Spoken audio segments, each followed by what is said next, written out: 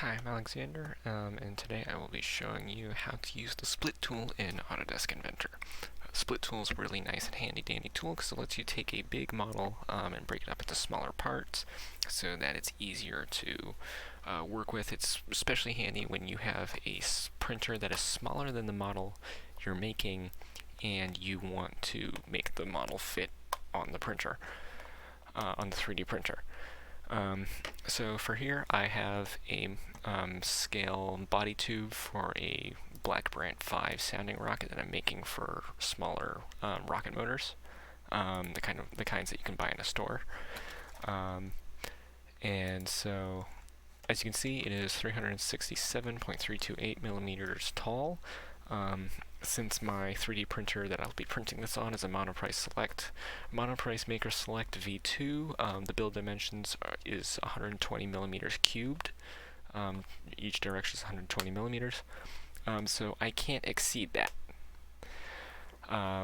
This is more than 3 times that height, so this will need to be split into 3 parts to be printed properly. So the split tool is a relatively simple tool to use. There's one main component to it. You have to make your own cutting tool first. So we start that by starting in 2D Sketch. Since I want to cut this across the body tube, I have to find a plane that goes across the body tube, so the XY plane or the YZ plane. I'll do the XY plane. And so this line, so I'll start by making a line just at a random spot. Let's just do 96, 82. Nice round numbers just to make it easier. To my knowledge, the size of this line doesn't matter when you're cutting, because it just takes, it's an infinite width, essentially, knife in all dimensions across this line, basically perpendicular to the plane that you're drawing the sketch on. So it does not matter to my knowledge. It may matter when you have to do a tool that has more than one line and it has angles and stuff in it, and therefore you need to be precise with those. But for this case, it does not. So make this line. We know that we need to make this height less than 120. Okay, 105 millimeters is good. You should leave some buffer room for your height. Generally behaves better for printers when you give them a little bit of breathing room to work with. So there we now have our tool. So now you have your split. And so I've got solid selection on, so this will cut the entire solid.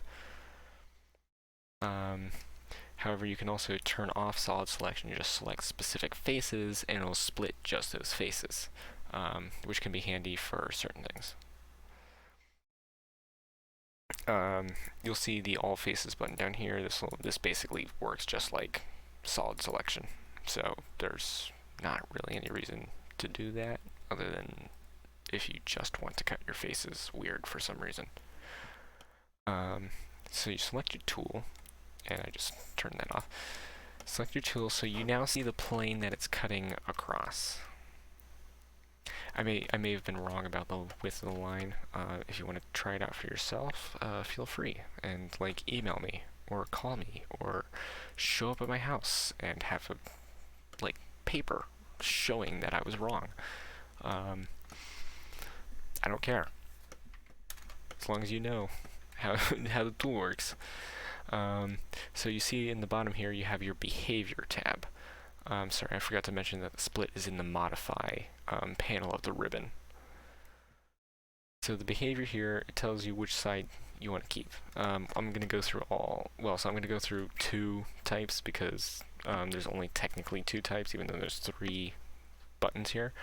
So the first one is keep both sides. So when you split it, you can see it doesn't look like much has changed. You just see this little line here. So what it has done is it has split this. You can see now that I can select the top and bottom sides separately, and if we were to remove this top side, you would be able to see that there's a face now inserted right here where the split was. That's on each half, quote unquote half, so that it's still a closed profile completely, closed volume.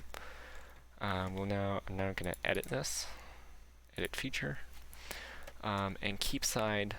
So you can split solid and delete one of the sides. The arrow points to the side that's getting deleted, so if I hit this one, there goes the top. This one, there's the bottom. And that's pretty much all there is to the split tool. It's pretty handy. It's really great for making things where you have to constrain it to certain things, but you don't want those things as part of the model. Or if you want to make a model and then resize it for printing, breaking it up into chunks for printing, just really handy dandy. You can save, you can do the split, and then you can save different versions of the file with different sides kept to make your life easier. I suggest if you're going to do something like that, you should save a copy of the file before you do the split. Do the split keeping the sides, save that as a new file, and then every file you make after that, you just edit the split so that it changes which sides are kept or not. Because that way you don't end up screwing up your quote-unquote master file pre-split. And so that way, in case you do something wrong, you can go back and try it again.